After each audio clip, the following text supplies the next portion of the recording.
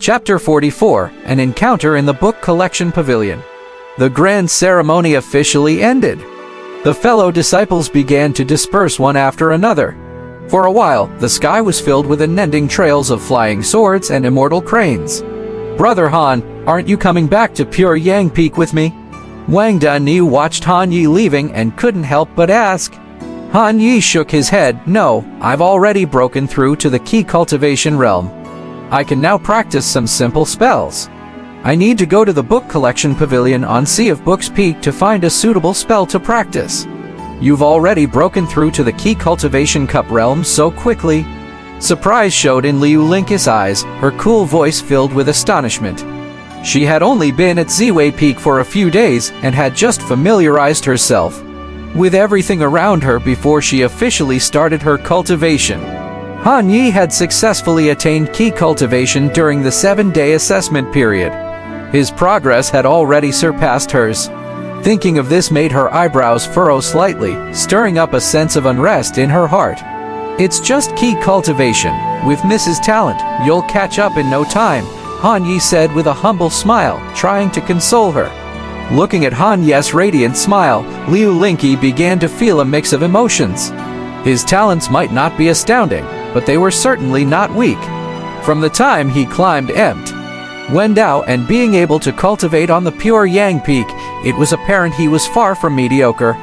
He was no longer her stableman, free to leave Liu Manor with a peaceful mind. After all, she had seen many people who had turned their backs the moment they received prestige. However, he remained as modest as he had been in the manor, maintaining his humble demeanor towards everyone. "Fine. In this case, I will not keep you company and will hurry back to my cultivation." Liu Linke, evidently feeling the pressure, decisively said goodbye. She then summoned an immortal crane using her jade token and went away straight away. This left only Han Yi and Wang Danyu alone. "Brother Han, I'm a little scared to go back alone." "Don't worry, Danyu. Remember to cover your eyes. The immortal crane will guide you back. Moreover, as a cultivator, how can you be afraid of heights?" All right. Han Yi watched Wang Danyu hesitatingly mount the immortal crane, clutching its neck feathers tightly, and couldn't help but chuckle to himself. Sea of Books Peak. Han Yi slowly descended on an immortal crane at the foot of a mountain. He looked up and finally understood why this place was called the Sea of Books Peak. These elongated flat peaks overlapped each other, looking very much like pages of a book turned upside down. In front of him stood a majestic pagoda with upturned eaves and glazed tiles, extremely sacred. The book collection pavilion contained a vast amount of cultivation techniques and divine powers, recorded by the Dragon Sparrow sect over thousands of years, even including forbidden immortal techniques. A new disciple? At the entrance, an intersect elder brother in a blue robe, holding Han Yi's identity jade plate, gave him a glance. "Yes, elder brother." Han Yi nodded. These positions that guarded important sectors of the sect were considered assessment points and also had rewards. They were good jobs, not something everyone could get. "Go in then. Remember, don't be noisy, and don't steal cultivation techniques. Or destroy the jade slips," advised the intersect brother before allowing him in. "Understood." Upon entering the book collection pavilion, Han Yi found it was already packed, yet incredibly quiet. The vast book collection pavilion was completely silent. Disciples in various types of clothing sat in chairs holding books or jade slips, studying cultivation techniques and divine powers. He glanced around the first floor. It was brimming with all sorts of things, even including some antique paper books and papyrus books, all of which were dust-free, apparently having been subjected to a dust removal spell. The first floor mainly contained a mix of martial arts and cultivation techniques of the mortal world, with a wide variety. Consequently, Han Yi advanced to the second floor. The second floor showed a variety of spells, such as common ones like mind-stabilizing technique, fireball technique, hiding body technique, sound transmission technique. As Han Yi's gaze drifted between the books, it was suddenly drawn to a familiar figure in the corner. A veiled lady in blue, in front of her a large pile of jade scrolls. She was engrossed, her thick eyelashes fluttering from time to time, her eyes as spirited as flowing water. occasionally glimmering as she read intently, her overall demeanor serene, giving off an ethereal presence. Han Yi was momentarily taken aback. Was this Wuxia new? Even though she wasn't in her usual white dress and motley hat today, her white veil was still very distinct. He recognized her at a glance. At the same time, Chu Shanyu felt a piercing gaze on her. She glanced over to where it was coming from. The moment her gaze met Han Yi's, her eyelashes fluttered. She, too, did not expect to see him here. But she quickly moved her gaze away, focusing again on the book in her hands. She lifted her book, momentarily using it to hide her face. Viewing this, Han Yi raised an eyebrow, chuckling quietly.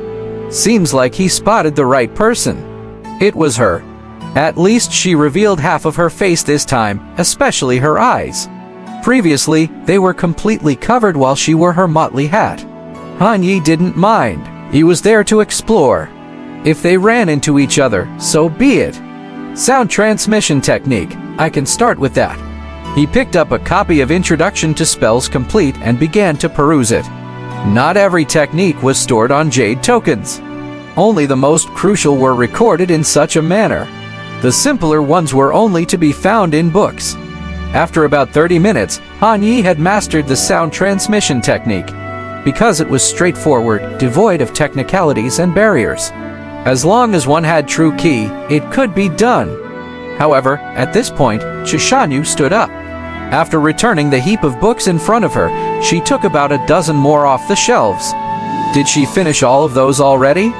Han Yi was astonished. This was the first time he saw someone read at such a pace.